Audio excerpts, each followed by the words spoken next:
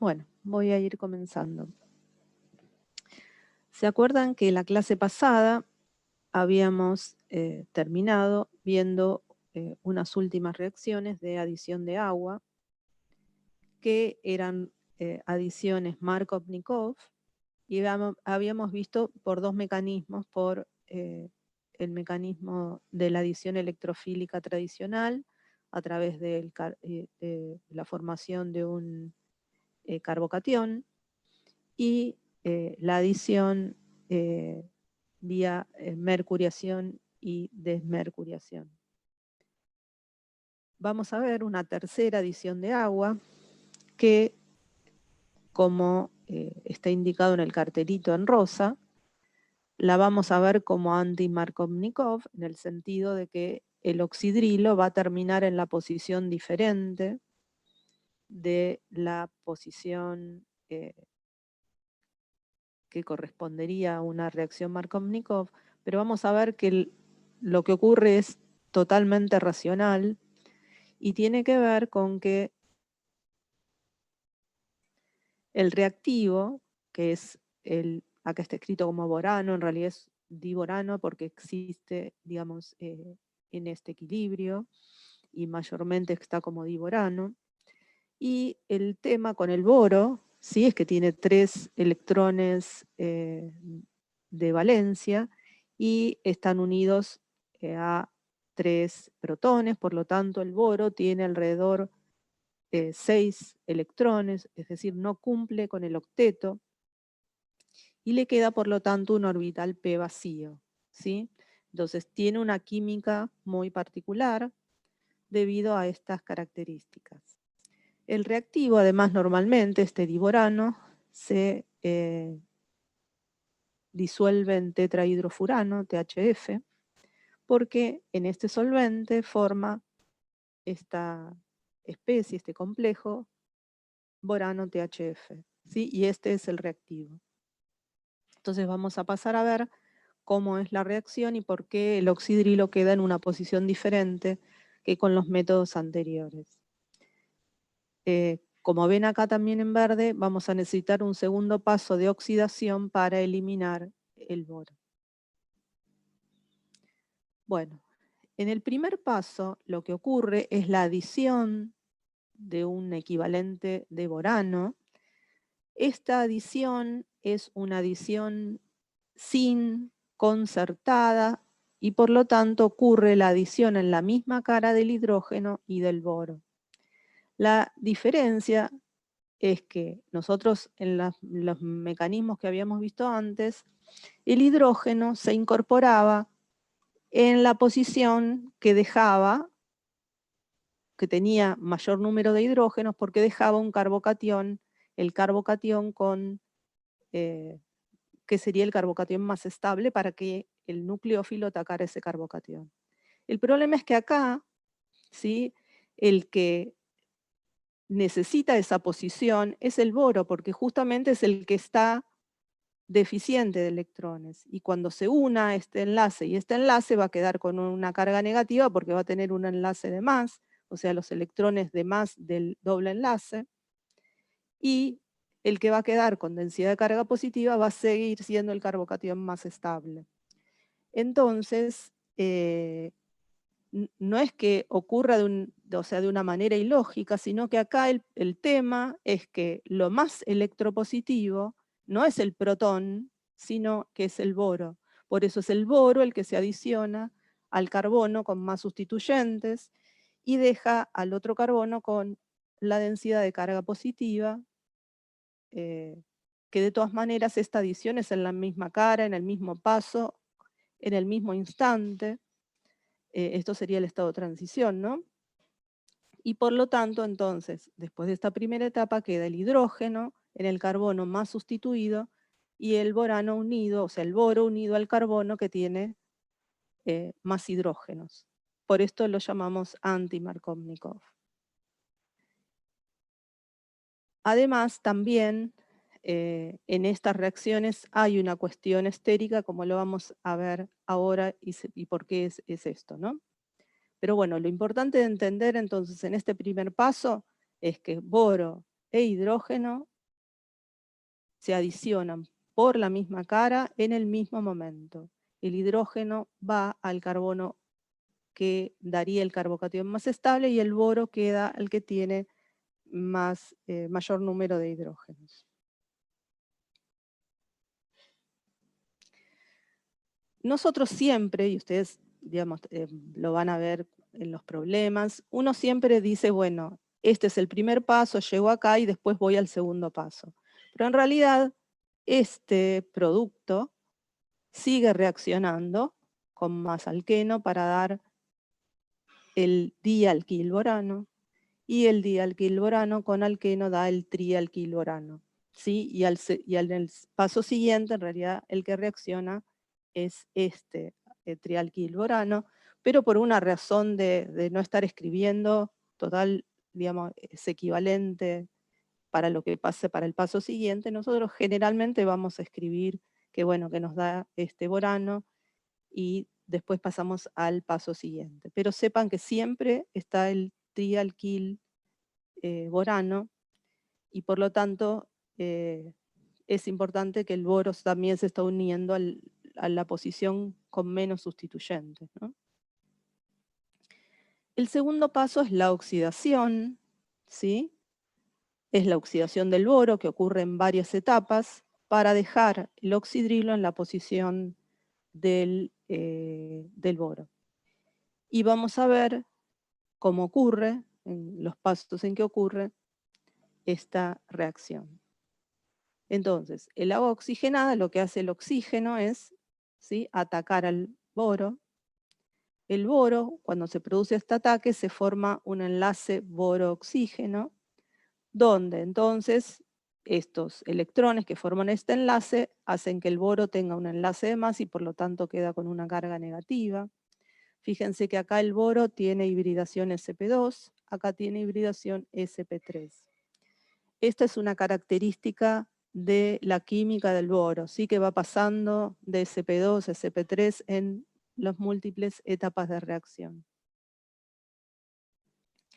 Entonces, una vez que se produce esta unión, ocurre una migración de este grupo que está en esta posición, o sea, que el que está unido al boro, ocurre esta migración, ¿sí?, que migra hacia el oxígeno. Y entonces queda este grupo unido al oxígeno y el borano unido al oxígeno de esta manera. Acá nuevamente, fíjense, el boro tiene hibridación sp2. Esta migración ocurre con retención de la configuración, es decir, si esto era quiral, va a mantener exactamente esa simetría que tenía inicialmente. Y si acá hubiera dos sustituyentes que pudieran migrar, siempre va a migrar primero o con mayor preferencia lo que tiene, o sea, si tuviéramos dos sustituyentes distintos, ¿sí?, sobre el boro, y que fueran distintos, migraría el que tiene menor impedimento, o sea, el primario, después secundario, después terciario. Pero bueno, eso sería un caso especial, ¿no?, que tuviera distintos sustituyentes. Pero bueno, en este caso, y siempre va a tener el mismo sustituyente, va a migrar, entonces, este grupo alquilo unido al boro migra al oxígeno.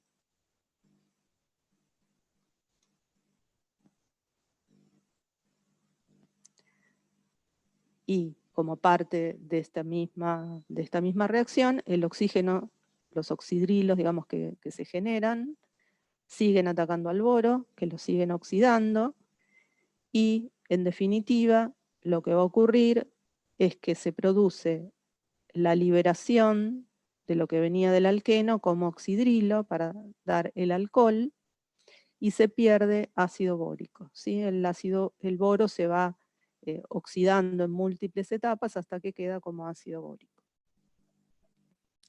Entonces, el segundo paso de la reacción es la formación del alcohol.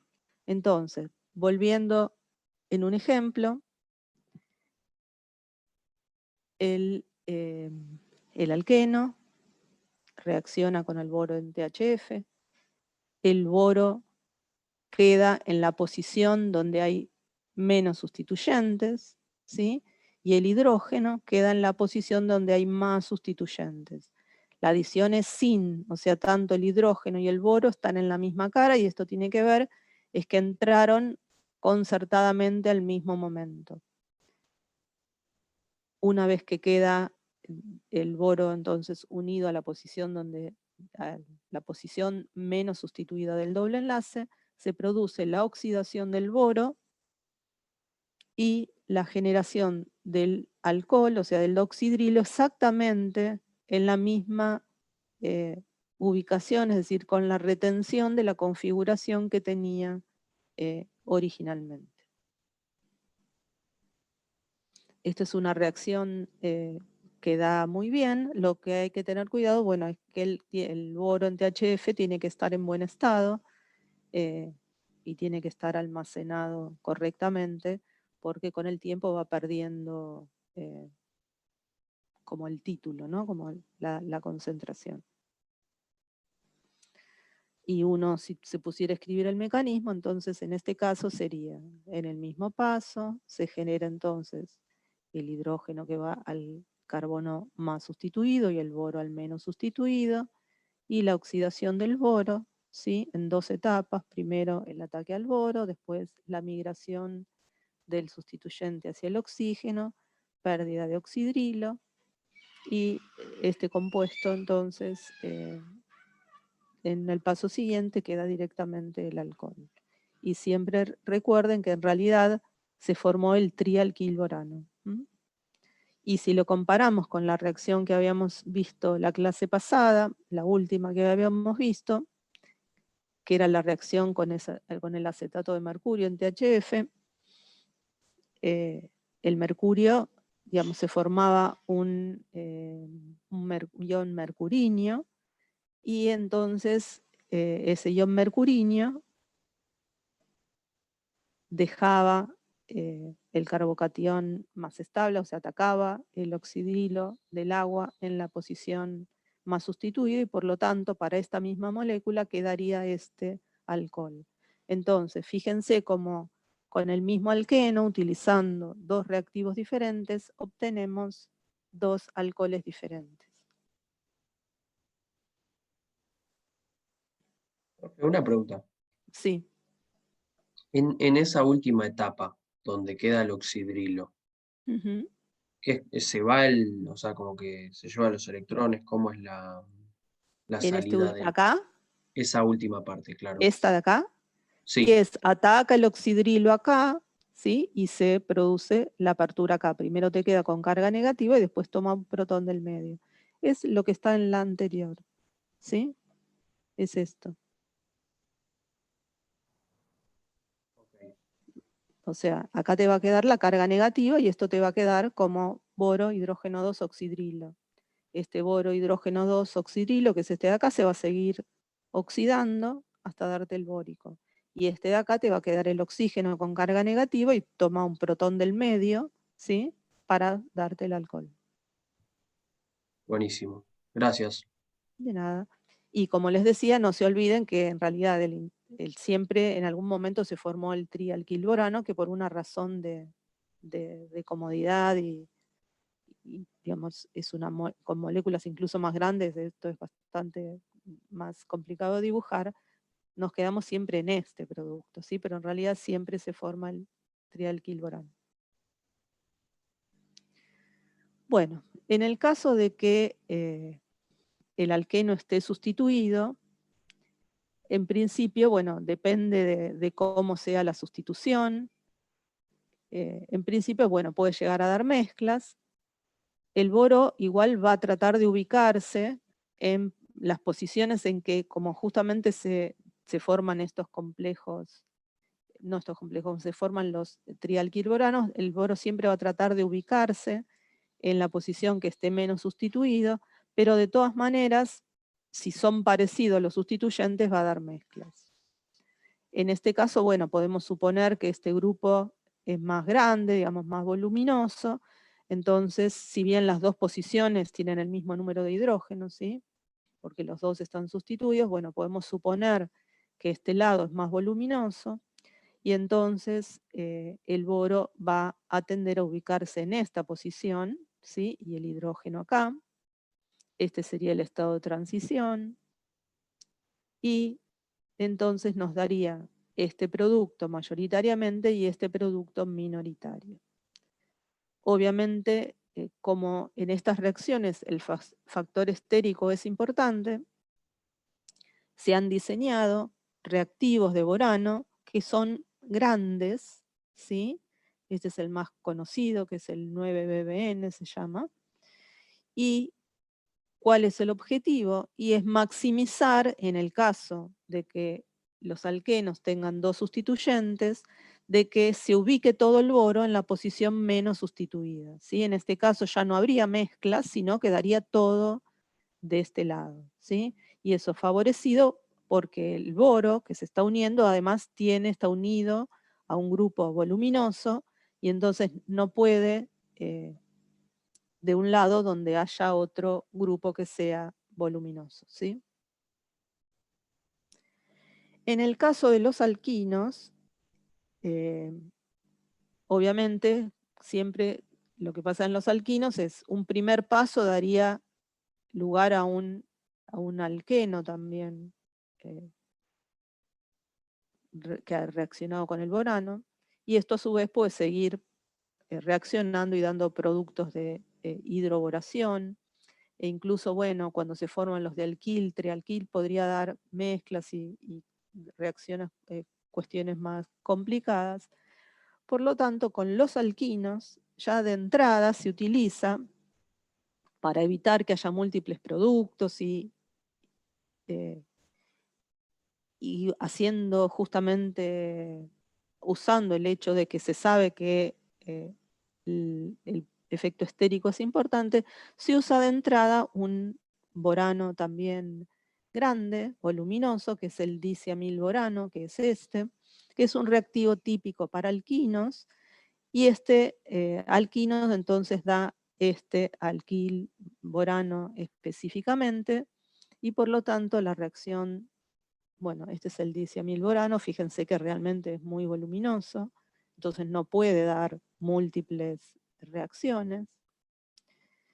Y entonces queda exclusivamente este producto, y este producto al oxidarse con agua oxigenada queda el enol. Y si ustedes recuerdan de la clase pasada, que vimos que los enoles en realidad son aldehídos, son otra forma de ver un aldehído y en realidad está desplazado hacia la forma aldehído. Eh, bueno, esto no lo tengo acá, pero recuerden que esto es un equilibrio que se llama equilibrio cetoenólico y que en realidad, digamos, uno puede pasar de uno a otro por protonación, ¿sí? Recuerden que eso lo vimos la clase pasada. Si protonamos el oxidrilo, nos queda una carga positiva en este lugar, y entonces escribimos la estructura de resonancia y nos da el enol, con una carga positiva que después puede entrar un protón en la segunda, en el carbono vecino al que está unido, ¿sí? Esto es algo, como ya les decía, la clase pasada también, que lo van a ver mucho en Orgánica 2. Acá, bueno, tienen que saber que en los alquinos, cuando el producto de la digamos, cuando hay una adición de agua, o un equivalente o adición de agua, ya sea por el mecanismo, ya sea por la mercuriación que vimos la clase pasada, o acá, siempre nos van a dar enoles, y los enoles son carbonilos enmascarados. Entonces, bueno, esta era la reacción que habíamos visto en la clase pasada, donde, como era Markov-Nikov, el hidrógeno entraba en la posición menos sustituida y el oxidrilo en la más sustituida, y eso entonces nos da este enol, que quiere decir que acá hay un carbonilo, es decir, nos da una acetona. Mientras que en la reacción que acabamos de ver con el diciamilborano, nos queda el hidrógeno en el carbono más sustituido, el oxidrilo en el menos sustituido, y por lo tanto esto es un carbonilo en esta posición, es decir, un aldehído. Es decir, a partir de un alquino, usando reactivos diferentes, podemos obtener o una acetona o un aldehído. Bueno, vamos a pasar entonces a otra reacción. Vamos a ver la hidrogenación. La hidrogenación de alquenos es algo, bueno, que se conoce desde hace muchísimo tiempo. Estas reacciones son típicamente realizadas en fase heterogénea, es decir, usando el alqueno disuelto en el solvente adecuado, y se le hace burbujar hidrógeno y hay en presencia de un catalizador.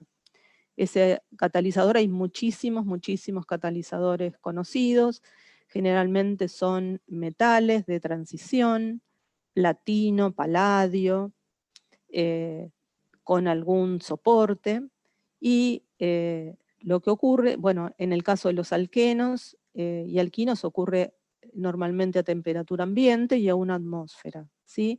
Y en estas condiciones, otros grupos funcionales no les pasa nada. Entonces, si tenemos un alqueno en presencia de hidrógeno, ¿sí? Usando un catalizador de platino, nos daría el alcano correspondiente. ¿Cómo es el mecanismo? Es el siguiente. Como les dije, es una catálisis heterogénea, es decir, el alqueno está en solución, pero hay algo insoluble, ¿sí? Que es el catalizador. El catalizador absorbe el hidrógeno y el alqueno también se absorbe sobre el catalizador. Y esto tiene que ver a través del enlace pi y orbitales vacíos del metal de transición. Entonces se produce la absorción, o sea, el acercamiento y la absorción, y están absorbidos entonces tanto el alqueno como el hidrógeno, y de a uno entonces el hidrógeno se va incorporando al alqueno y se libera finalmente el alqueno del catalizador. Una vez que ya no hay más doble enlace, se libera, ¿sí? Y vuelve a la solución. Fíjense, por lo tanto, que la adición es sin, es decir, entran los dos hidrógenos por la misma cara, porque es por la cual el alqueno se absorbió al catalizador. Y obviamente va a dar los dos enantiómeros posibles, o sea, no hay manera de resolver los enantiómeros. Fíjense también que los pasos son de equilibrio, ¿sí? Como figuran acá. Y esto va a traer a veces alguna consecuencia que ahora vamos a ver. Bueno, como catalizadores les dije, se puede usar platino. En realidad lo que se usa es óxido de platino, que en la reacción va generando in situ platino, que se va liberando, y es el que sobre el cual se va absorbiendo el alqueno. También se utiliza mucho paladio sobre carbón. Siempre se utiliza un soporte que esté finamente dividido para que tenga mucha superficie, porque esta es una reacción que ocurre sobre la superficie. Entonces, cuanto más superficie hay, mejor. Otro catalizador muy utilizado es el níquel-Raney, se conoce con el nombre de níquel-Raney, que es níquel que proviene de una aleación de níquel y aluminio, en la cual el aluminio con una base se va disolviendo y entonces queda hidrógeno, en esa reacción se produce hidrógeno y el hidrógeno queda absorbido sobre el níquel. Y hay compuestos incluso muy reactivos que con el níquel-Raney, o sea, con el hidrógeno absorbido sobre el níquel-Raney, ya no hace falta incluso agregar hidrógeno. Pero lo normal es que se agregue hidrógeno, digamos, lo estándar es uno tiene el baloncito con el alqueno, el catalizador y se le burbujea hidrógeno, ¿sí? La reacción no es muy complicada y son reacciones, suelen ser muy limpias porque justamente no hay subproductos que puedan molestar. Después se filtra el catalizador y uno ya tiene el producto en solución, ¿no? Bueno, obviamente distintos alquenos liberan diferentes energías durante la reducción, ¿sí? Sobre la adición de hidrógeno, y los más sustituidos, esto ya lo hemos visto cuando estuvimos viendo sobre estabilidad de alquenos, ¿sí? Los más sustituidos son más estables y por lo tanto liberan menos energía que los menos sustituidos.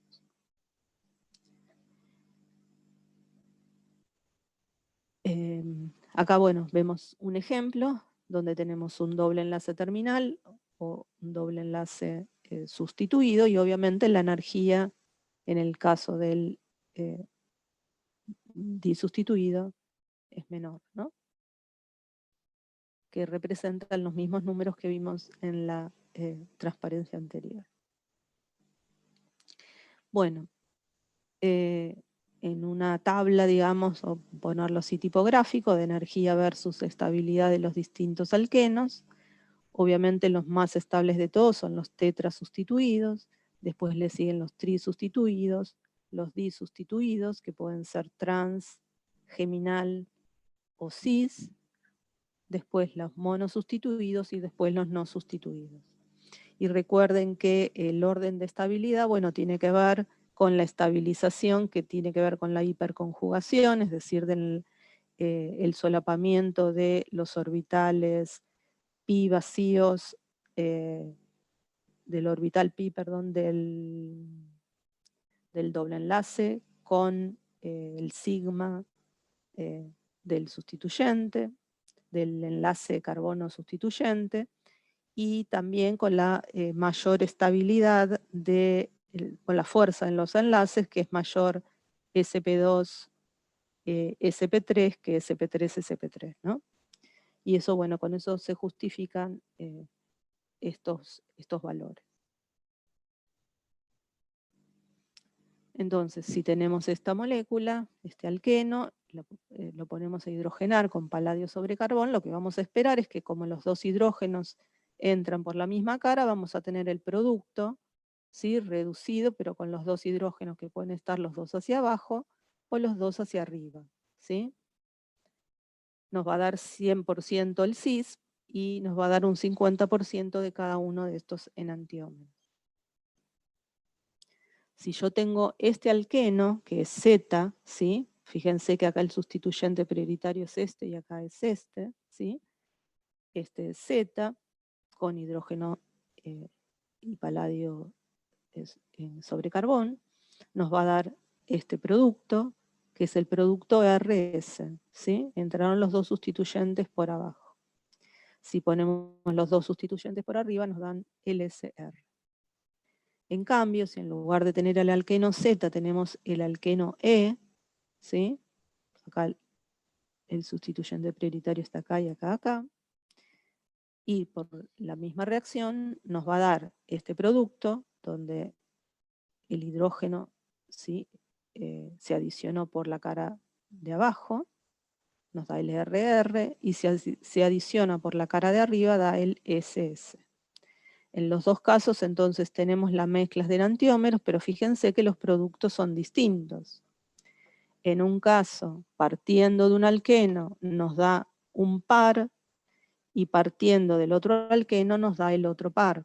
Esto entonces nos decía que la reacción era estereoespecífica, ¿sí? Recuerden, si de un alqueno damos un producto y de otro, es estereoespecífico.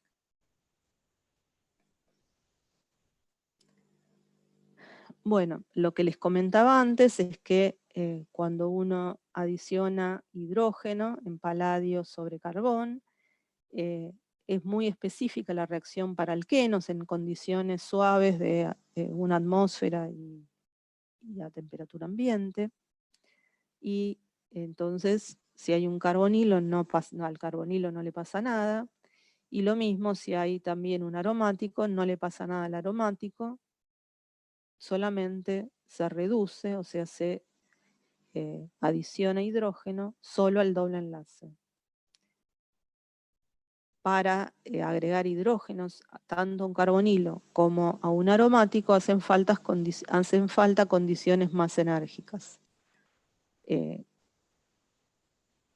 En cuanto a presiones más altas y también temperaturas. Y bueno, en aromáticos algo van a ver en las próximas clases. Pero bueno, entonces en principio también hay otros catalizadores especiales. Ahora, a lo que voy es que uno puede elegir qué grupo quiere reducir o no, ¿sí? Es decir, no hay problema con que haya entonces ni carbonilos ni aromáticos. Algo que puede observarse a veces es que la reacción no sea 100%, digamos, la adición no sea 100% cis, lo que sería en este caso trans, y eso puede deberse, y eso tiene que ver con la geometría del compuesto, como es el compuesto en su forma tridimensional, porque lo que puede ocurrir es que una vez que se adiciona, ¿sí? en este producto, una vez que se adiciona el primer hidrógeno, ¿sí? que es este de acá, que le estoy mostrando, el compuesto es una silla, ¿sí? porque es un ciclo de 6 miembros. Entonces, una vez que se forma, que entre el primer hidrógeno, esto nos queda una silla, y fíjense que es casi equivalente en este compuesto esta posición que esta otra, ¿sí? Entonces puede pasar que algunas moléculas, como esta reacción es de equilibrio y estas dos posiciones son equivalentes, en lugar de volver para atrás, ¿sí? en ese equilibrio, revirtiendo este alqueno, momentáneamente pase a este alqueno, momentáneamente se libere y después se vuelve a hidrogenar, siempre con 100% adición cis, pero de otro lado, ¿sí? Entonces, si bien la adición es cis, a veces puede ocurrir que, como ocurre en pasos la adición de los dos hidrógenos, puede ser que haya algún otro hidrógeno que sea equivalente, ¿sí? que esté en una posición similar y que por lo tanto dé un producto con la hidrogenación que no corresponde. ¿sí? Que en este caso sería hidrogenar este alqueno el que nos daría esto, un trans. ¿sí? Entonces, cuando eso está pasando, entonces lo que uno puede hacer es, bueno, o cambiar el catalizador, probar con otros catalizadores, después les voy a mostrar algún otro catalizador que podría estar sirviendo en este caso, ¿sí? Pero bueno, esto depende de las moléculas en particular. Y esta es una de las consecuencias por las cuales ustedes, bueno, habrán escuchado mucho del tema de que, bueno, están prohibidos, o no prohibidos, pero en los alimentos tienen que informar la presencia de ácidos grasos trans, porque se acumulan y no es saludable. ¿Y de dónde vienen los ácidos grasos trans? Porque en la naturaleza todos los ácidos grasos son cis, ¿sí?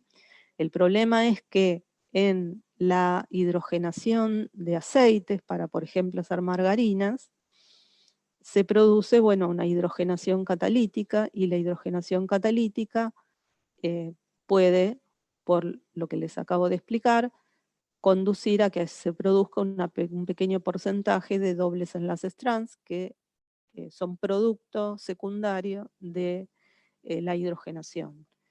Y entonces, bueno, obviamente esto no, digamos, no es algo perjudicial y no es algo que se busca, y es justamente está dando indicios que ese producto, ese alimento que uno está consumiendo, si dice algo de que tiene ácidos grasos trans, quiere decir que, bueno, ha sido sometido a una reacción de hidrogenación, ¿sí? O sea que no es natural, que ha sufrido un tratamiento. Obviamente, las reacciones de hidrogenación catalítica más, digamos, más económicas son como las que les acabo de contar, y a gran escala no usan catalizadores más específicos porque son más caros. Bueno, ¿y cuáles son estos catalizadores más específicos? Son catalizadores de catálisis homogénea. Eso significa que el catalizador se disuelve. Un catalizador muy común es el catalizador de Wilkinson, que es este que les estoy mostrando acá, que es tris-trifenilfosfina clororodio 1, que es este compuesto, que en la hidrogenación, bueno, va cambiando de estado de 1 a 3, y después que reacciona el alqueno vuelve a pasar al estado 1. No les cuento cómo es todo el proceso de la catálisis porque es complejo.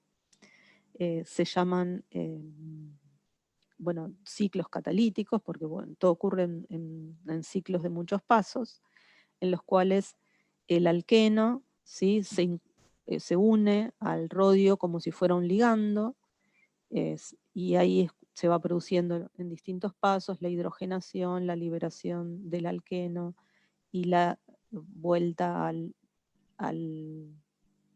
catalizador de partida, que justamente si es un catalizador se tiene que recuperar tal cual, o sea, no le tiene que pasar nada en el proceso. Bueno, estas catálisis homogéneas, obviamente los mecanismos recién los ven a los que les interese en la materia de síntesis. Bueno, y como les decía, bueno, es obvio que son más caros y se utilizan más para lo que es la química fina que para procesos industriales. Bueno, ¿qué pasa con los alquinos? Los alquinos se hidrogenan también en las mismas condiciones, pero es difícil parar en el alqueno, siguen adelante a alcano, ¿sí? Las energías liberadas son ligeramente mayores y depende, bueno, de cómo es el sustituyente. O sea que andan en el orden y por lo tanto es difícil con una hidrogenación común parar en alqueno. Lo más común es que sigamos adelante y nos dé el alcano. Por eso, para pasar de un alquino a un alqueno y quedarnos ahí en el alqueno, existen reactivos específicos. El primero, digamos, estos dos que les voy a contar son muy antiguos los dos. El primero es utilizando una propiedad que se conoce, que cuando que se llaman que los catalizadores están envenenados.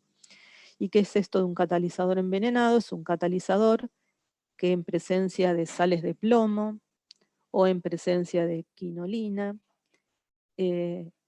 lo que hacen es bajar la afinidad o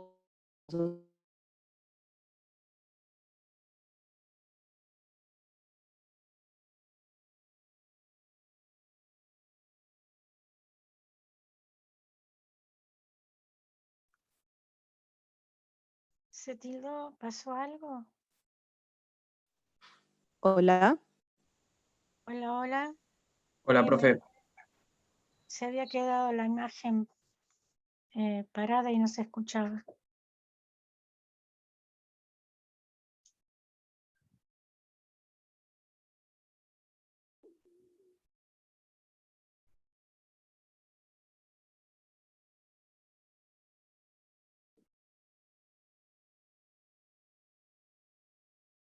Me parece que se cortó.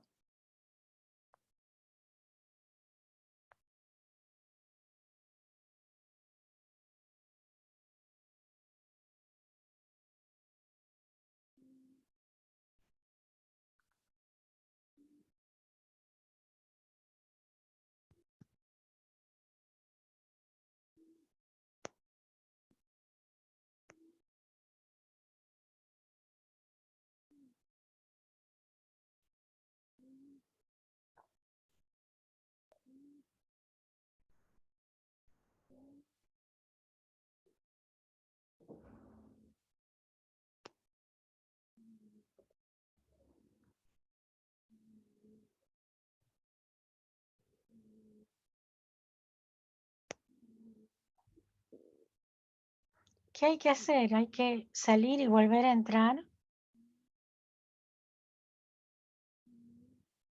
Hola, hola.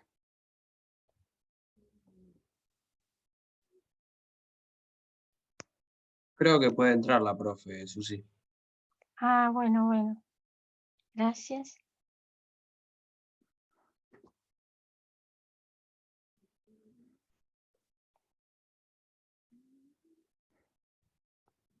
Bueno, retomo alquinos.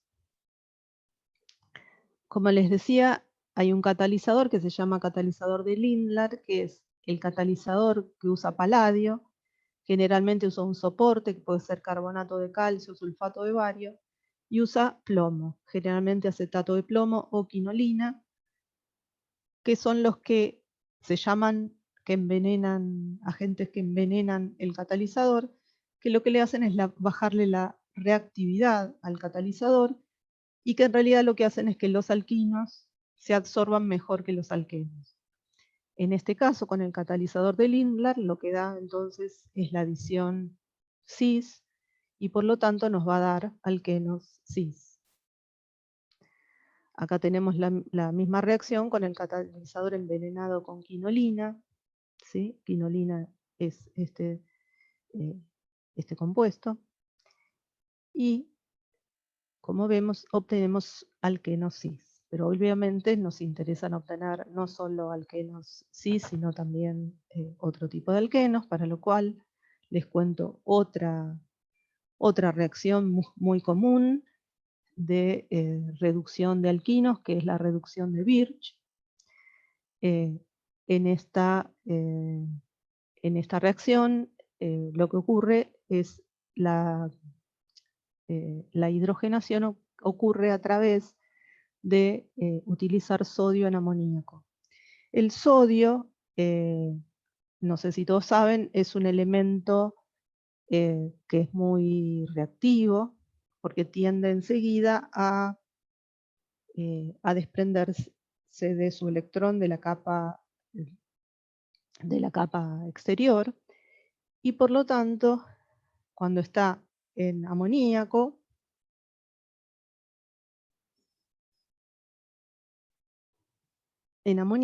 lo que ocurre en forma rápida es que se desprende de esos electrones, ¿sí? Que esos electrones se solvatan con el amoníaco, que entre los intersticios del amoníaco entran justo estos electrones y se vuelve una solución de color azul, ¿sí? A esa solución hay que usarla cuando está todavía de color azul, porque con el tiempo pierde el color azul porque da amiduro, ¿sí?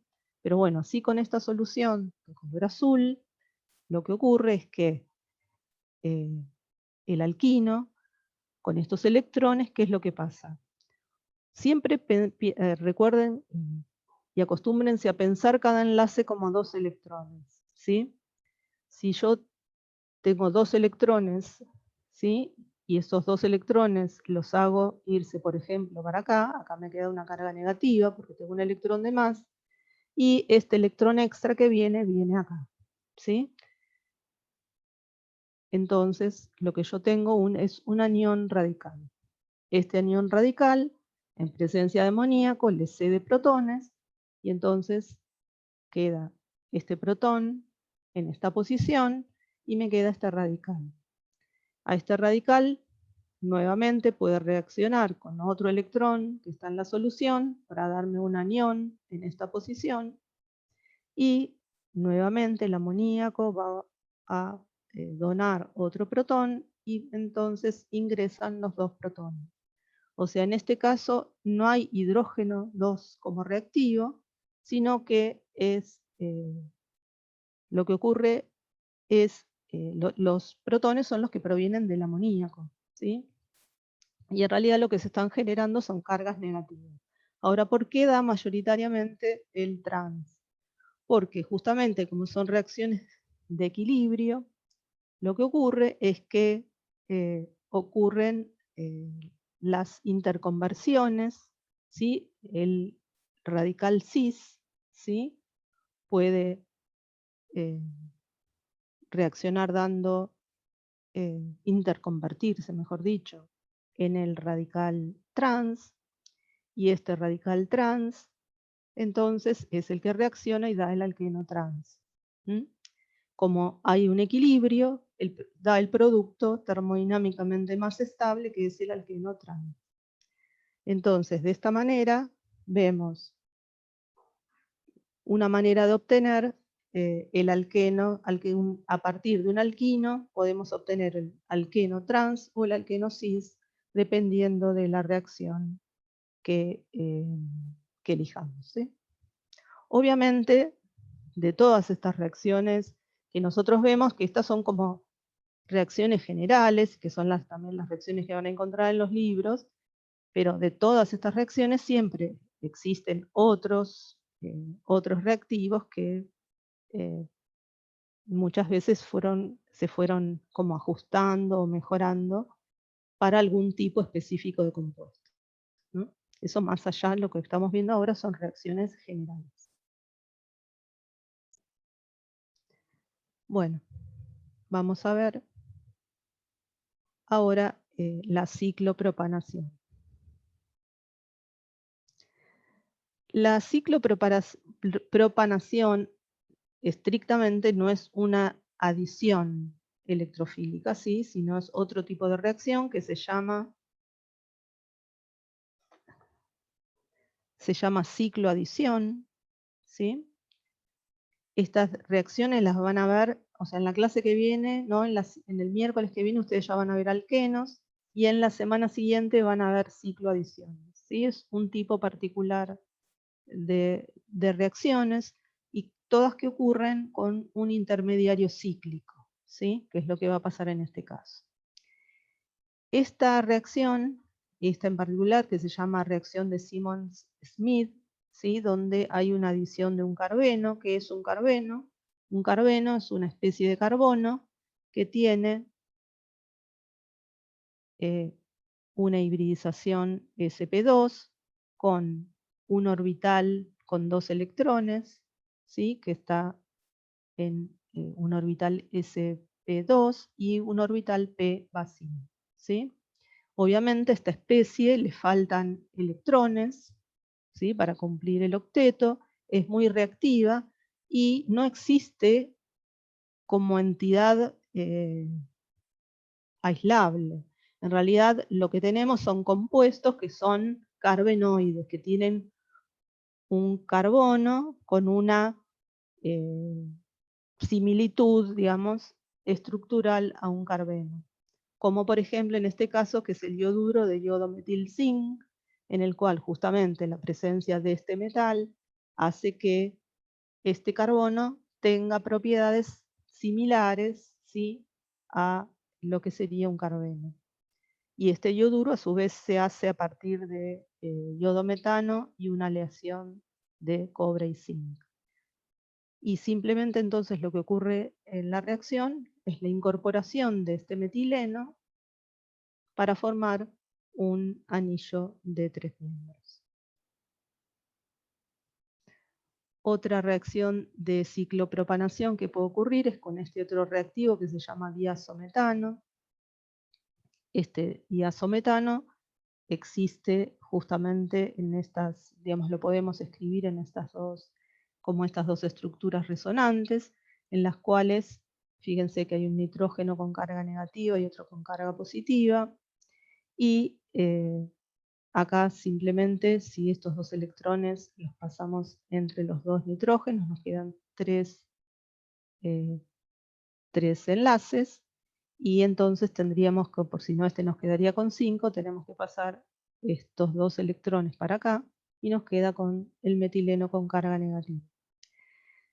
Este reactivo es utilizado para otras reacciones también en química orgánica, porque tiende enseguida a liberar nitrógeno con facilidad, y justamente tenemos un carbeno que puede reaccionar.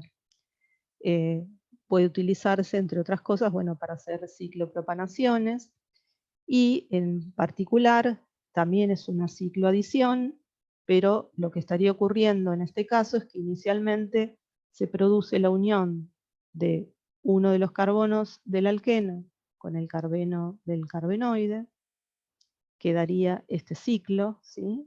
Estos 2 electrones para acá, estos 2 de la carga negativa para acá, para formar este enlace. Fíjense que cuando estos dos electrones de este doble enlace se unen acá, esto queda con una densidad de carga positiva, con una carga positiva. Entonces acá tenemos una carga negativa, ataca acá, y nos queda inicialmente este ciclo de 5 miembros que pierde fácilmente nitrógeno para dar el ciclo de 3 miembros. Esto simplemente, esta reacción no es una reacción muy importante en el contexto de la materia, pero bueno, se las cuento para que sepan que es una manera de obtener ciclos de 3 miembros con carbono, ¿no?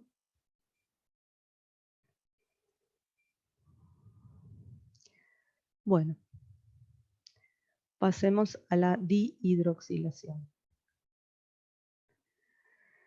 Las dihidroxilaciones pueden ocurrir fácilmente con diversos reactivos, uno de los cuales es el tetróxido de osmio, y ustedes van a ver a veces que ponen agua oxigenada o no. El agua oxigenada en realidad es para que el tetróxido de osmio actúe como catalizador y se recupere, digamos, tal cual. ¿Por qué? El tetróxido de osmio es, por un lado, muy caro y además es muy tóxico. Entonces, si lo usamos como catalizador es mucho mejor.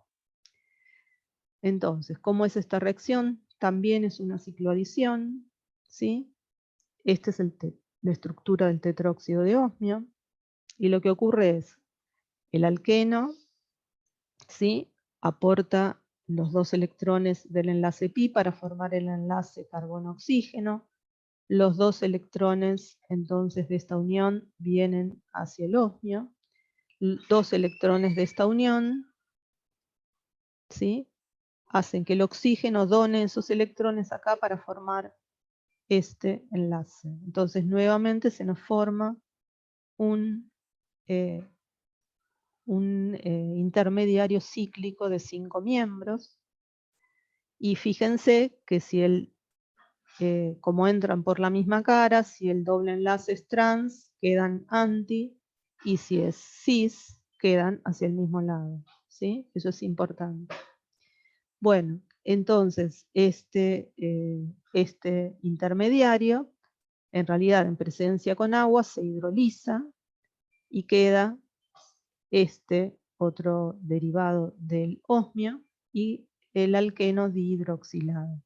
El osmio queda como osmio 6 y por eso es que se usa agua oxigenada para volver a pasar el osmio de 6 a 8. ¿Sí? Entonces es catalizador y se puede utilizar en muy pequeñas cantidades. Importante entonces, la adición es sin los 2 oxígenos, obviamente entran por el mismo lado, ¿sí? Porque es la misma molécula, porque es una cicloadición, porque está ocurriendo todo en el mismo, concertadamente. Entonces, si tenemos este alqueno, ¿sí?, por dihidroxilación, nos va a dar específicamente este compuesto, ¿sí? Obviamente siempre en mezclas de enantiómeros, pero no de los diastereoisómeros, ¿sí? Cuando la adición es específica, ya sea sin o anti, nos va a dar un par de enantiómeros. En cambio, cuando ocurra vía un carbocatión, entonces en ese caso va a dar los enantiómeros y los diastereoisómeros. Cuando el producto es cíclico, puede ocurrir exactamente igual, no hay ningún inconveniente para que esto ocurra. Obviamente, en el caso de alquenos en ciclos, nos va a quedar el producto, ¿sí? Acá se forma el ciclo como antes, entonces este oxígeno ataca en esta posición. Primero, bueno, obviamente el alqueno al oxígeno, esto al osmio y este enlace a este otro carbono. Nos queda el intermediario cíclico de 5 miembros y con agua y agua oxigenada, si en el mismo paso, la oxidación del osmio y la hidrólisis del derivado de osmio para dar el tión, ¿sí?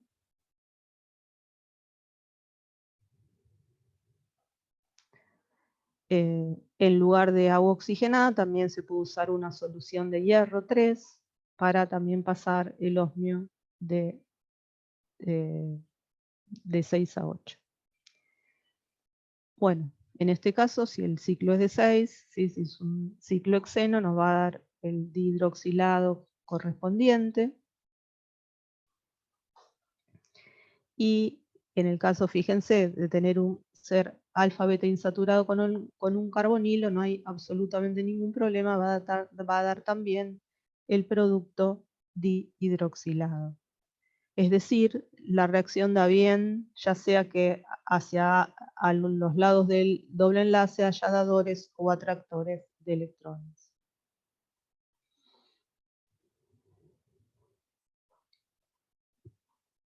Bueno, en lugar de tetróxido de osmio también se puede usar permanganato. El permanganato obviamente es mucho más económico.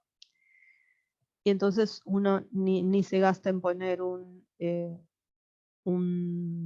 reactivo que después se encargue de volver a reoxidar el manganeso. La reacción ocurre exactamente igual, fíjense que antes. El alqueno, ¿sí?, aporta sus electrones para formar el enlace carbono-oxígeno. Entonces acá queda un par de electrones de más que viene hacia el manganeso. Y este par de electrones de este oxígeno los dona para formar este enlace. Y en presencia de agua da el glicol cis. Y queda dióxido de manganeso que, bueno, no nos molestamos en recuperar. Fíjense que la reacción dice que es el permanganato diluido y frío. ¿Por qué es esto de diluido y frío? Porque si no está diluido y frío, y también tiene que ver por eso que los rendimientos en general no son los óptimos, porque puede ocurrir una sobreoxidación del producto orgánico. ¿Cómo? ¿De qué manera? Bueno, primero se forma el diol, pero en las mismas condiciones que son muy oxidantes, ¿sí?, puede producirse la ruptura entre los dos carbonos de los dos dioles, del diol, digamos, ¿no? Entonces, si se produce la ruptura en esta posición, ¿qué se van a generar? Los compuestos carbonílicos correspondientes a ambos lados. En este caso sería una acetona, ¿sí? Si yo rompo este enlace, me quedan, acá sería un carbonilo, sería esto una acetona porque tiene dos sustituyentes, y en este caso un aldehído porque tendría un hidrógeno, ¿sí? Pero como el ambiente es muy oxidante, el permanganato es muy oxidante, ¿qué va a pasar?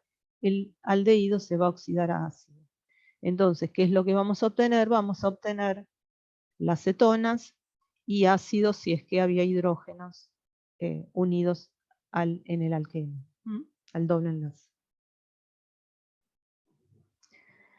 Entonces, en este caso, ¿cómo tendría que plantear la reacción si es concentrado y con calor?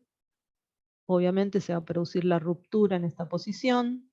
Inicialmente se formará el intermediario cíclico de 5 miembros, pero bueno, después se producirá la ruptura en esta posición, y como acá había hidrógenos, ¿sí?, en ambas posiciones del doble enlace, entonces lo que vamos a terminar obteniendo es un ácido.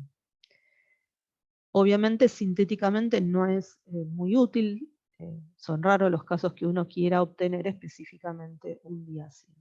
Pero en una época, ¿sí?, cuando no estaban desarrolladas las técnicas espectroscópicas, era muy común que cuando uno tenía una molécula cuya estructura desconocía, le hacía reacciones para ver qué es lo que daban las reacciones. Y una de las reacciones que se hacían eran oxidaciones para ver justamente qué producto se obtenía, porque en función de qué producto se obtenían uno podía determinar, bueno, entonces si yo obtengo un diácido, ¿sí?, bueno, entonces quiere decir que el compuesto de partida acá tenía un doble enlace, ¿sí?, entre estos dos carbonos.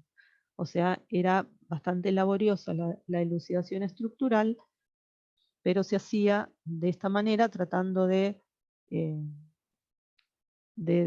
hacerle reacciones o producir rupturas en la molécula tal que llegar a productos pequeños posibles, y a partir de eso es como armar un rompecabezas para llegar a la estructura original.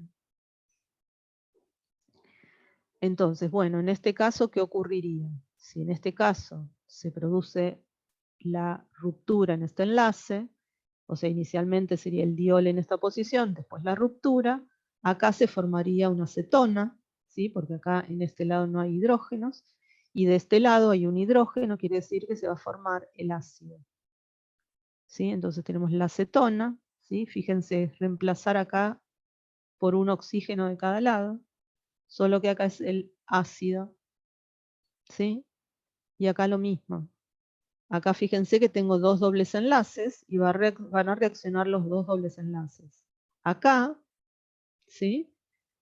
Va a quedar una cetona y de este lado también, pero acá hay dos hidrógenos. O sea, inicialmente va a dar el aldehído, y después el aldehído va a dar el ácido fórmico, y después el ácido fórmico se va a seguir, se va a seguir oxidando a dióxido de carbono. Y acá en esta posición se va a producir la ruptura y me va a quedar, acá tengo un hidrógeno y acá también, o sea que me va a quedar un ácido de este lado y un ácido de este lado. ¿Sí? Entonces, yo puedo llegar a esta estructura analizando estos productos. ¿Sí? Esto quiere decir que viene de un alqueno, ¿sí? Que tiene dos hidrógenos. Y esto viene, bueno, un alqueno estaba acá y el otro estaba en esta posición. ¿Sí? Esa era la idea, cómo se trabajaba. ¿Qué pasa con los alquinos? Los alquinos en condiciones suaves, neutras, se puede llegar a obtener la dicetona. Depende también del compuesto. Hay algunos compuestos con los que uno sigue adelante y también se produce la ruptura. Y en condiciones más enérgicas se produce la ruptura también entre los carbonos que constituyen el triple enlace y quedan ácidos de ambos lados. Entonces, estas reacciones, las de dihidroxilación, tienen sentido cuando se usan en modo suave para obtener justamente un diol, pero estas en condiciones más enérgicas normalmente ya no se usan, no tienen mucho interés sintético. Profe, una pregunta. Sí, En la parte que se desprende dióxido de carbono, sí. ¿de dónde sale el dióxido de carbono? Simplemente porque me perdí ahí en la reacción. Sí, fíjate que acá vos tenés un doble enlace, ¿sí? Cuando se produce la ruptura de este doble enlace, acá tenés dos hidrógenos. Lo primero que se forma es formaldehído, ¿sí? Porque si reemplazás esto por un oxígeno, tenés un carbono, doble enlace oxígeno con dos hidrógenos. ¿Sí? ¿Lo ves? Sí, ahí sí. Bueno, entonces, ese formaldehído se va a seguir oxidando, porque el permanganato es oxidante, y te va a formar ácido fórmico, o sea, con ingreso de un oxígeno. Pero como todavía te queda un hidrógeno que se puede seguir oxidando, te va a dar dióxido de carbono. O sea, este dióxido de carbono, este carbono viene de acá. Y ¿Sí? ya sería lo máximo que se puede oxidar. Que es lo máximo que algo que se puede... Un carbono es lo máximo a lo que se puede oxidar. ¿Sí? Por eso les puse este ejemplo. O te da la acetona o el ácido, o en el caso de los dobles enlaces que tengan dos hidrógenos, en ese caso te va a dar dióxido de carbono. Perfecto, ¿Sí? gracias.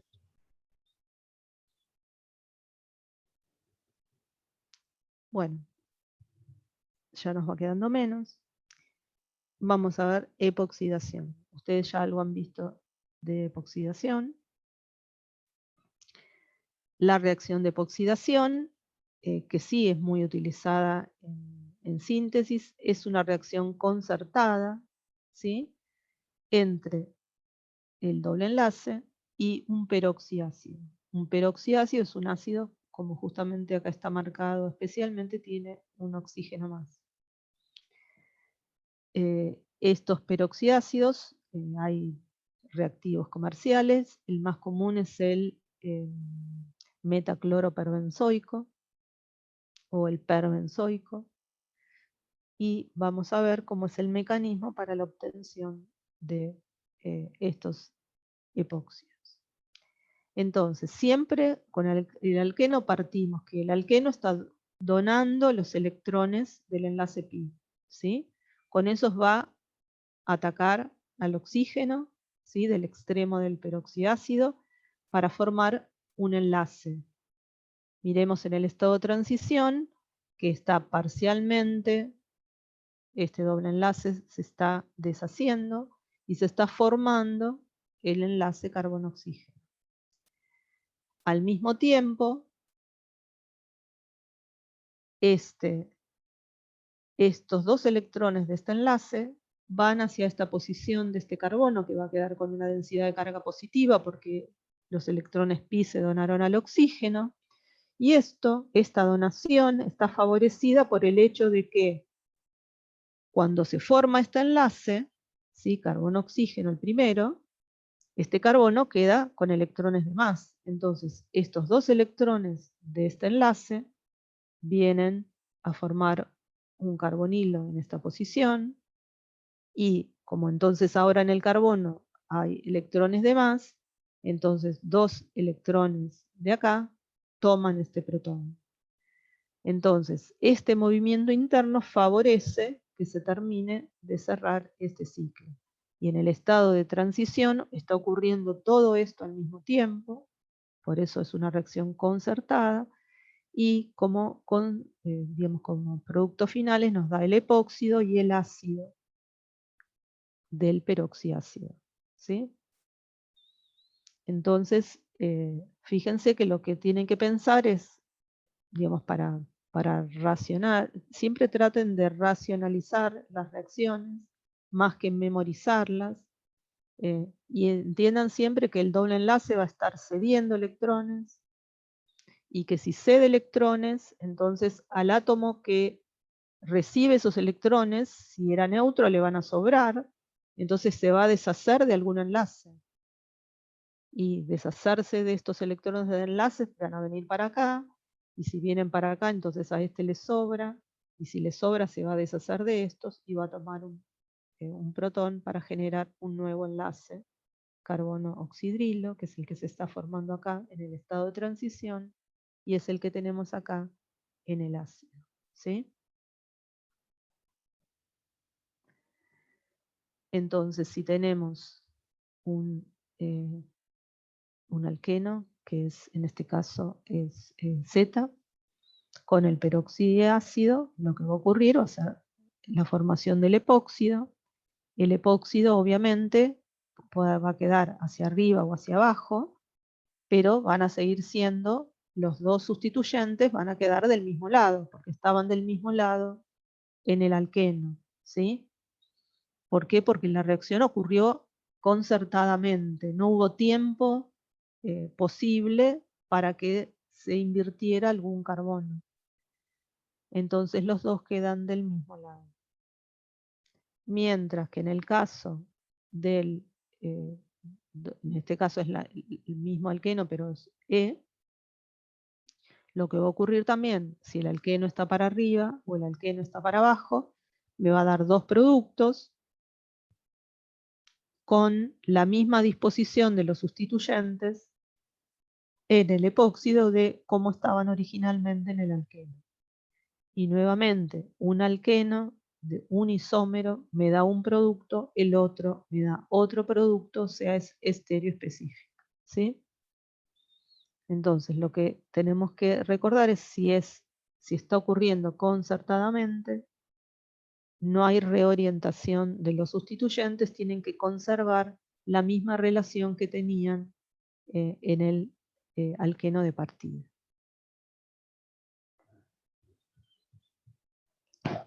Entonces, en este caso, utilizando perbenzoico, que en este alqueno sencillo, en tetracloruro de carbono da 100% el alqueno, el epóxido, perdón.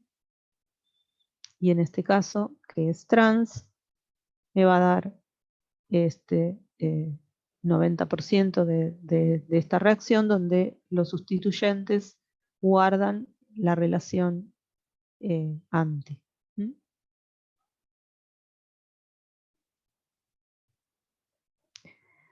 En este caso, fíjense que este doble enlace tiene este sustituyente. Cuando se produce la reacción, ¿sí? Este sustituyente, el producto inicialmente no es quiral, entonces, perdón, no es un enantiómero en particular, o sea, es la mezcla de los dos enantiómeros en esta posición.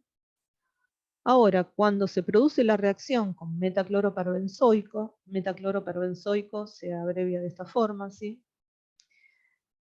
Fíjense que lo que se produce es el epóxido en cara opuesta de cómo queda este sustituyente.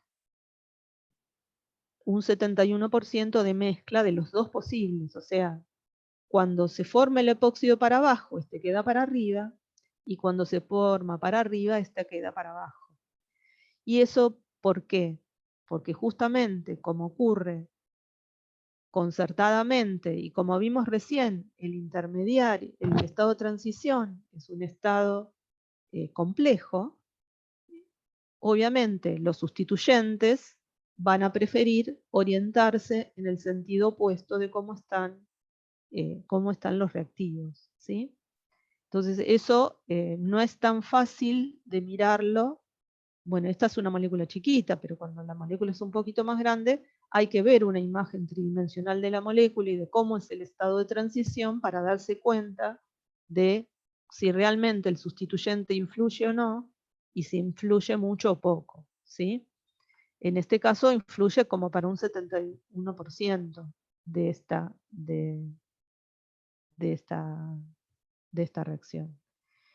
Por ejemplo, en este caso, también se ve la influencia del acetato, ¿sí? Porque da principalmente el epóxido para un lado y el acetato para el otro lado, más el otro enantiómero, ¿sí? O sea, si el epóxido se forma por debajo, el acetato queda por arriba, y si se forma por arriba, el acetato por debajo, o sea, este más su enantiómero. Y eso lo podemos ver porque si este es el alqueno de partida, ¿sí? Fíjense que todo esto le resulta más fácil ponerlo en una cara opuesta a este grupo, porque esto encima está girando, porque hay libre rotación alrededor del enlace carbono-oxígeno. Imagínense, si esto estuviera por arriba, habría un impedimento, ¿sí? Este grupo molestaría a todo digamos, a que se forme este estado de transición. Entonces, es por esa razón donde mayoritariamente en este caso da este producto. De vuelta, depende de qué sustituyente es, de cuán voluminoso es y de qué posición ocupa en la molécula, porque por ahí está ubicado hacia el ecuador de la molécula y no molesta, ¿sí? Entonces hay que ver en cada caso en particular cómo es. Y como siempre hay excepciones, les cuento que también en este caso hay una excepción, que es esta molécula, que cuando se hace la reacción de epoxidación, lo que ocurre es que el epóxido queda en la misma cara del oxidrilo. Y como uno puede imaginarse, cada vez que hay un oxidrilo en el medio, es decir, bueno, uno puede sospechar que puede existir algún puente de hidrógeno. Y efectivamente, en este caso, lo que ocurre es que para esta molécula, cuando tiene un oxidrilo que está en la posición vecina, este oxidrilo puede formar un puente de hidrógeno con el oxígeno del peroxiácido, ¿sí? Entonces, en este caso queda hacia el mismo lado, tiene tendencia a quedar hacia el mismo lado el oxidrilo del del epóxido, ¿sí? Porque este estado de transición se pudo hacer más estable por la presencia de este puente. Entonces, y esto pasó utilizando metacloroperbenzoico, trifluor peracético, ¿sí? Peracético. O sea que esta relación se dio en con distintos peroxiácidos. Entonces, bueno, les cuento simplemente para que vean, ustedes en la guía tienen algunos ejemplos en los cuales muchas veces hay un producto que uno esperaría que fuera mayoritario, teniendo en cuenta problemas estéricos, ¿sí? por efecto de la presencia de otros sustituyentes en la vecindad del sitio de reacción. Bueno, y vamos a pasar a ver la última reacción de hoy, que es una reacción muy conocida en química orgánica, que es la reacción de ozonólisis. Esta reacción, digamos, el mecanismo, bueno, les cuesta un poco, pero es una reacción realmente muy sencilla de hacer, es muy limpia, da el producto 100% y la verdad que es una reacción muy útil. Bueno, ¿en qué consiste? Ustedes saben que el ozono, ¿sí? Existe, pues le podemos escribir estas estructuras resonantes, en las cuales, bueno, tenemos el oxígeno con carga negativa en el extremo, que puede donar los electrones, ¿sí? Este oxígeno con carga positiva en el medio, y cuando dona los electrones, como digamos, tendría una carga de más, estos dos electrones van hacia el oxígeno que queda. Entonces la podemos representar de esta manera, los extremos sabemos que tienen carga negativa. Esta reacción, entonces el mecanismo es así. El doble enlace, voy a ir lento. El doble enlace cede como siempre los electrones a un oxígeno. Ese oxígeno, ¿sí? Para formar un enlace. Cuando se forma ese enlace, obviamente este oxígeno queda con electrones de más, entonces estos dos electrones vienen hacia este oxígeno que además tiene carga positiva, con lo cual ya no tiene carga positiva. Y el oxígeno de la punta, el que tiene carga negativa, puede atacar este carbono, que al formarse esta unión carbono-oxígeno quedó este carbono con carga positiva. Entonces queda perfecto esta unión y queda por lo tanto este intermediario que se llama molosónido, ¿sí? Este intermediario va a seguir reaccionando y se va a producir la ruptura del enlace carbono-carbono donde originalmente estaba el doble enlace, y lo que va a ocurrir es que se va a formar un carbonilo, ¿sí? Con los dos electrones de esta unión se va a formar este carbonilo, que es este de acá. Y obviamente este oxígeno quedaría con dos cargas de más, entonces este enlace viene hacia este oxígeno. Entonces acá ya no hay más unión oxígeno-oxígeno, pero este oxígeno de acá queda con carga negativa, que es este, ¿sí? Y a su vez, este oxígeno, como este carbono quedó con carga positiva, porque estos dos electrones se vinieron para acá, entonces este oxígeno aporta un par de electrones para formar otro carbonilo acá, quedando él con carga positiva porque donó un par de electrones de sus par de electrones libres. Entonces me queda un carbonilo acá y otro carbonilo acá, ¿sí? Este con otro oxígeno. Y acá ocurre un reordenamiento, que es el paso por ahí más difícil de ver, que es este oxígeno negativo va a atacar al otro carbonilo, porque los carbonilos siempre, el carbono carbonílico tiene una densidad de carga positiva. Entonces va a formar un enlace carbono-oxígeno. De vuelta, si se forma este enlace carbono-oxígeno, entonces a este carbono le sobran electrones. Entonces estos dos electrones van a venir hacia el oxígeno, que tiene carga negativa. Entonces, al quedar con carga negativa, va a atacar a este otro carbono, que también tiene densidad de carga positiva porque es un carbonilo. Y entonces, de vuelta, al formarse la unión carbono-oxígeno, este carbono queda con electrones de más, por lo tanto, estos dos electrones de esta unión vienen hacia el oxígeno, que ya no tiene más carga positiva. Entonces se forma esta especie que es el ozónido. Fíjense que ubiquemos dónde estábamos originalmente en el doble enlace. Inicialmente se forma el molosónido, simplemente los tres oxígenos quedan unidos al alqueno y ya no tenemos más alqueno. Es un ciclo de 5 miembros. En el siguiente paso, ¿sí?, formamos el ozónido, y el ozónido es dejar, digamos, producir la ruptura entre los dos carbonos y poner un oxígeno de un lado y dos oxígenos del otro lado. O sea, el alqueno está originalmente entre estas dos posiciones. Esto es un ozónido, ¿sí? Y finalmente, lo que ocurre es que cuando ese ozónido es tratado con sulfuro de metilo o con zinc, se produce la reversión, ¿sí?, hacia como el estado anterior, para generar los carbonilos correspondientes a ambos lados de lo que era originalmente el doble enlace. Si de un lado del doble enlace no hay sustituyentes, ese carbonilo va a ser un carbonilo de cetono.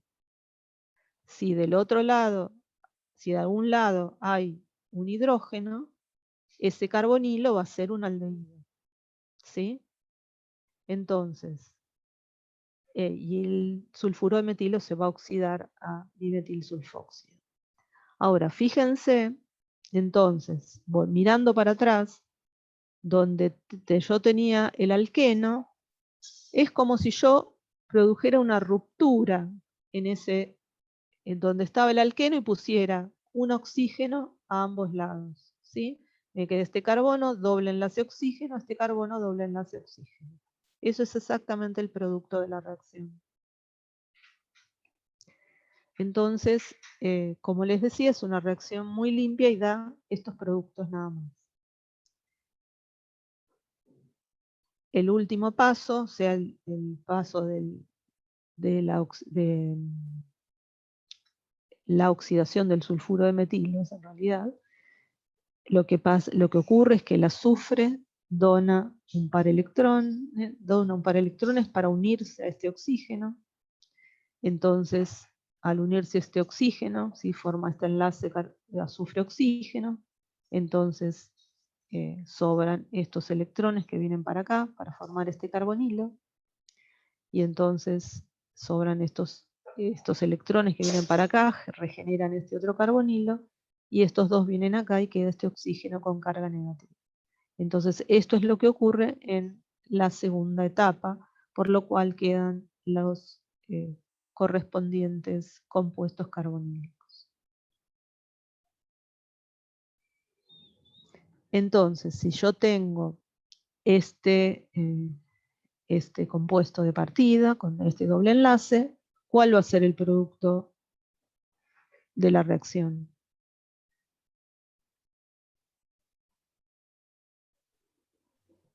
Puede ser un aldehído y una acetona. Claro, va a ser el aldehído de este lado y la acetona de este lado. O sea, más allá de la dificultad por ahí en ver minuciosamente el mecanismo, el producto de la reacción es muy fácil de ver, ¿sí? Es donde tengo el doble enlace, de un lado me queda el oxígeno y del otro lado también, o sea que me quedan los dos compuestos carbonílicos, uno a cada lado de carbono del doble enlace. Si en lugar de usar zinc o disulfuro de metilo se usa agua oxigenada, uno ya prevé qué es lo que va a pasar. Como el agua oxigenada es un oxidante, al aldehído que se forma se va a oxidar a ácido.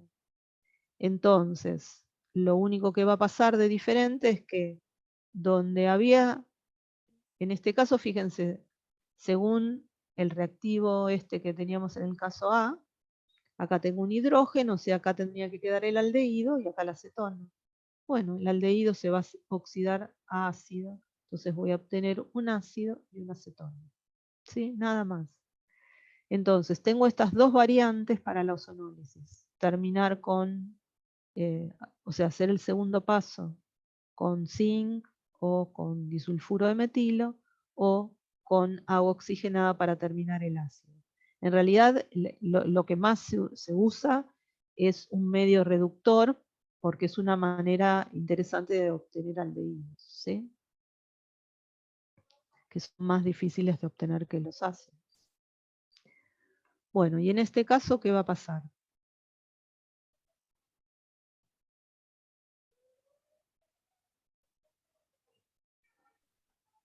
Ahí también 2 cetonas, ¿o no? Dos cetonas, sí. Exactamente. 2 cetonas. Independientemente, y si hubiese usado zinc, lo mismo, ¿sí? En este caso no cambia nada porque el doble enlace era tetra sustituido. Bueno, y en este caso,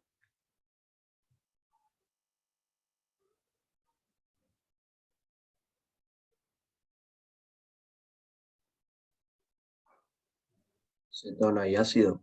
cetona y ácido, muy bien. Cetona para acá y el ácido de este lado. Bueno, y con eso, bueno, me faltaban los alquinos les pasa exactamente lo mismo. Pasan directamente a, ni siquiera tengo que agregar un reductor o un oxidante, pasan directamente a los diácidos correspondientes. Bueno, entonces con esto, digamos, con esta reacción terminamos lo que serían las reacciones en general que vamos a ver de los alquenos. En particular, vimos dos mecanismos como los principales. Más allá de las últimas reacciones que vimos, son mecanismos que eran mecanismos particulares, no eran adiciones electrofílicas, pero siempre todos los mecanismos involucran que el doble enlace cede electrones, ¿sí? Las adiciones electrofílicas ocurren generalmente por dos mecanismos, como vimos, la generación de carbocationes o la generación de halonios o mercurinos. Y vimos también la generación de epóxidos con metacloroperbenzoico. Y fíjense que estos tipos de intermediarios nos permiten acceder a ciertos tipos de compuestos, en particular a partir de un doble enlace. Por este camino de la derecha y a través de mecanismo de vía carbocatión vamos a obtener un halogenuro de alquilo a partir de un alqueno. La presencia de un epóxido nos permite después hacer reacciones de CN2 y obtener derivados que tengan hidroxilos y pueden ser éteres o podemos introducir aminos también, ¿sí? O sea, podemos hacer más compleja la molécula e introducir otros grupos funcionales. En particular, esta reacción la habíamos visto que era interesante para obtener alcoholes a partir de dobles enlaces, porque habíamos visto que también podíamos obtener alcoholes a partir de vías carbocatiónicas, pero eran con sulfúrico concentrado, y por eso salvo en casos muy especiales, con moléculas muy simples, el método que uno le conviene utilizar es este, ¿no? A través de la mercuriación. Y la halogenación y obtener bromonios también nos permite obtener compuestos dihalogenados, o si uno utiliza agua, obteníamos un halógeno y un hidroxilo, y si en lugar de agua usamos un alcohol, tendremos un éter y un halógeno. O sea, como a partir de un doble enlace obtenemos distintos tipos de compuestos con distintos sustituyentes. Como a partir de compuestos simples podemos generar una variedad grande de compuestos con sustituyentes, con grupos funcionales muy distintos, ¿sí? Y ese es el interés de las reacciones que estuvimos viendo, ¿sí? Piensen que compuestos alquenos con dobles enlaces sin funcionalizar están presentes en el petróleo, ¿sí? O sea, como a partir de algo muy básico podemos empezar a introducir grupos funcionales que nos permiten ir construyendo moléculas más grandes. También vimos, para comparar, la reacción de tetróxido de osmio con la de metacloroperbenzoico. En el caso de tetróxido de osmio vimos que la reacción era sin, ¿sí? O sea, en este caso, como los sustituyentes están trans, nos van a quedar con esta configuración, ¿sí? Porque la reacción es sin, o sea, concertadamente entran los dos oxidrilos en la misma cara. Y nosotros podemos obtener, utilizando metacloroperbenzoico, podemos lograr la epoxidación y por ataque de una base, un hidroxilo, a un epóxido, podemos obtener el diolanti, ¿sí? O sea, fíjense cómo vimos también herramientas para elegir cómo queremos poner a los sustituyentes, si los queremos poner sin o anti, y eso va a depender de qué reacción elegimos, y la reacción que elegimos va a depender del mecanismo por el que ocurra la reacción que vamos a elegir, ¿sí? O sea, es el mecanismo el que me determina cuál es el producto, ¿sí? Cuál es la configuración del producto, y por lo tanto me va a servir o no en función de lo que quiero sintetizar.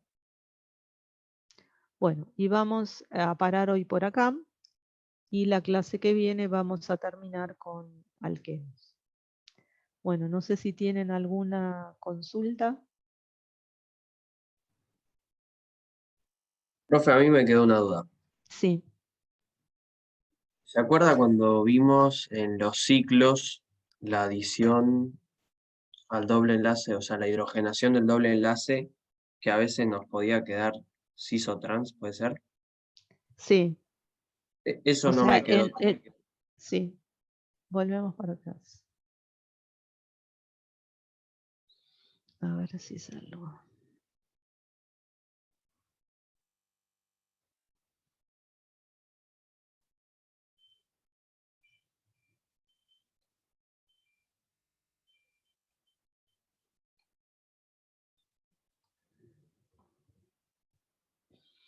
Veamos acá.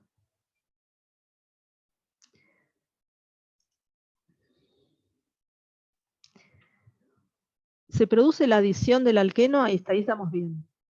O sea, se adsorbe el alqueno y el hidrógeno sobre el catalizador. Inicialmente, bueno, un hidrógeno se produce la unión. En este paso, ¿sí? Cuando se produjo esta unión, ¿sí? Carbono-hidrógeno, y está como unido de una sola patita,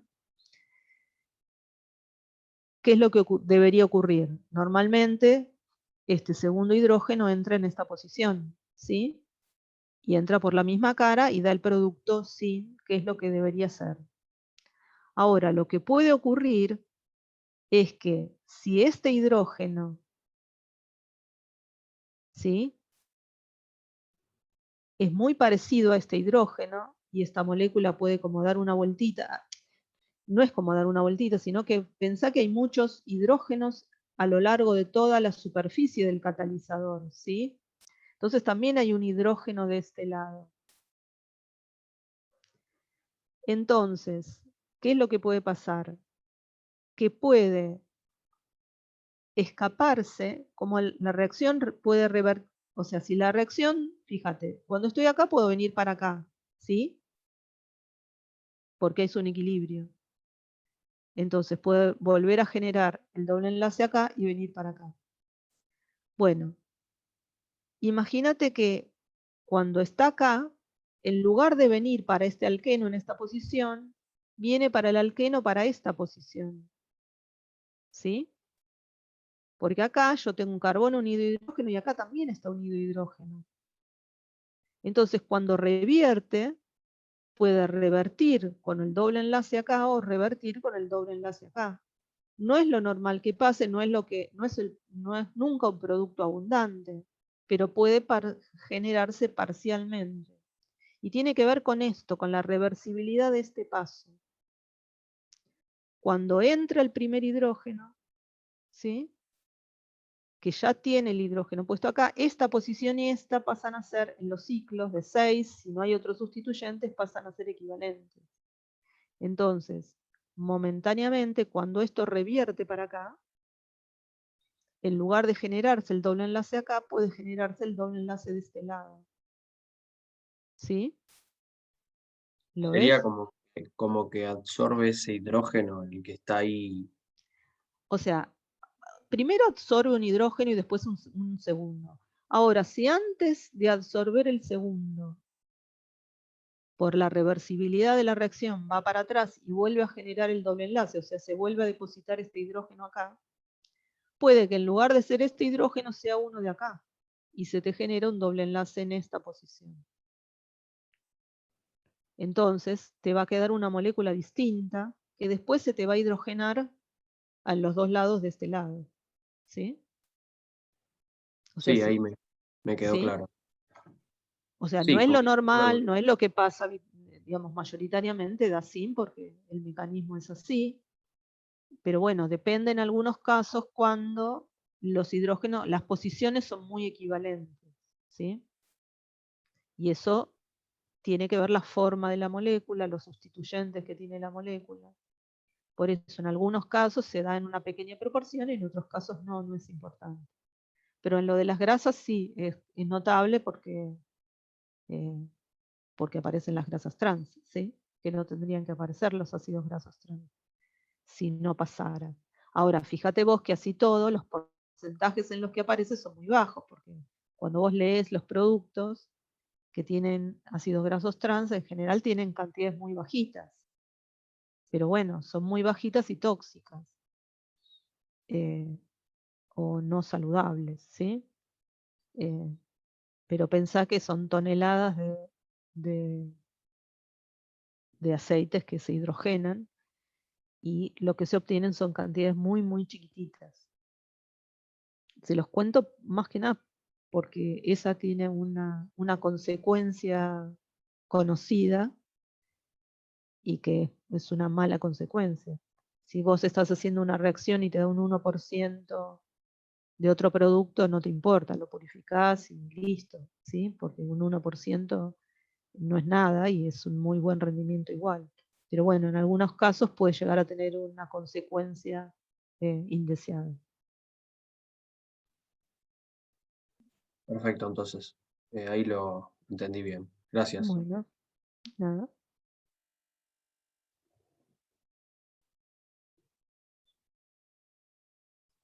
¿Alguna otra duda?